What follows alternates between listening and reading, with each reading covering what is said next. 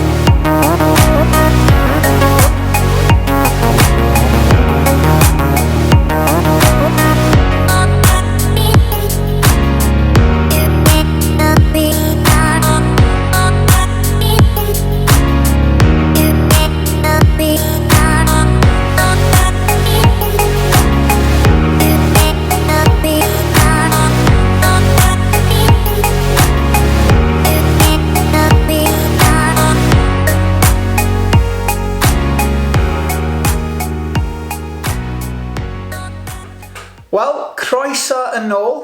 Heddiw, dyn ni am cario ymlaen i'r darn nesaf o'r cwestiwn pwy ydy Duw. Ac heddiw, dyn ni am edrych i fewn i Duw sydd yn para am byth.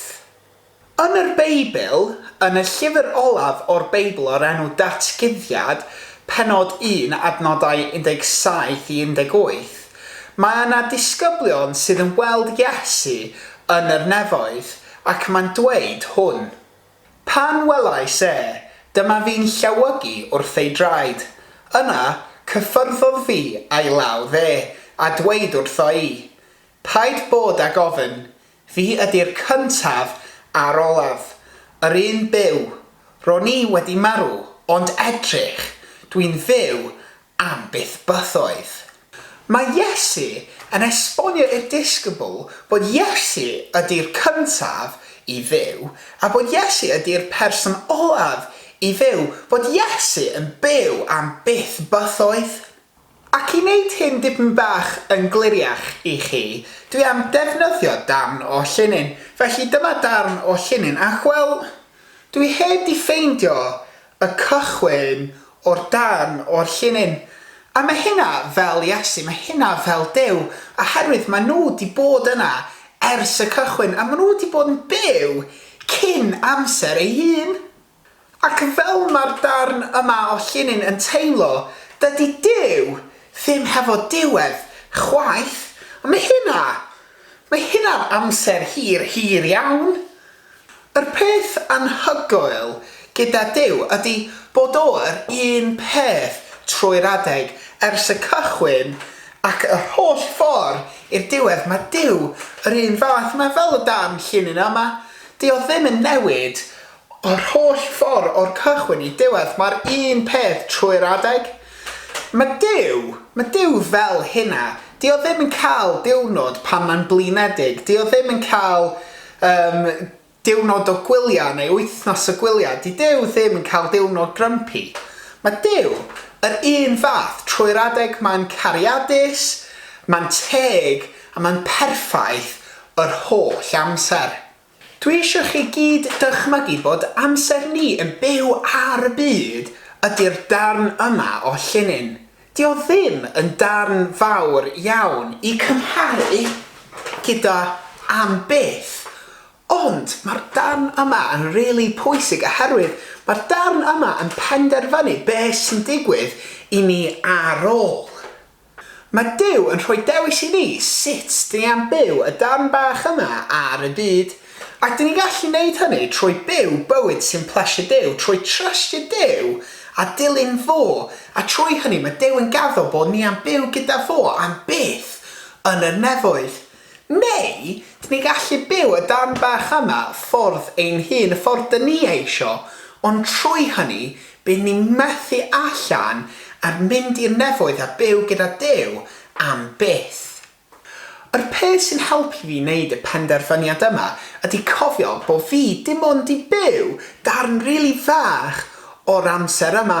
A mae Duw di byw yr holl amser yma ac hyd yn oed mwy. Felly mae Duw yn mynd i gwybod beth sy'n gwell i fi. Mae Duw yn mynd i gwybod y ffordd gorau i fyw. Felly dwi eisiau chi gyd meddwl, wyt ti gallu trystio Duw am yr amser bach yma o byw ar y byd ar gyfer yr holl amser yma ac am byth yn partio gyda Duw yn y nefoedd? Weithiau mae penderfyniadau fawr gallu bod yn anodd i wneud a weithiau maen nhw gallu bod yn ofnus hefyd. Felly dwi am gweddio rwan i gofyn i Duw am help ni penderfynu os ni eisiau ddilyn fo. Diolch Duw bod ti'n Duw dda a diolch bod ti'n caru ni. Diolch bod ti'n rhoi y dewis i ni penderfynu os ni eisiau dilyn ti a trystio ti a trwy hynny Duw mynd a byw yn y nefoedd am byth gyda ti ar ôl ein amser ar y byd.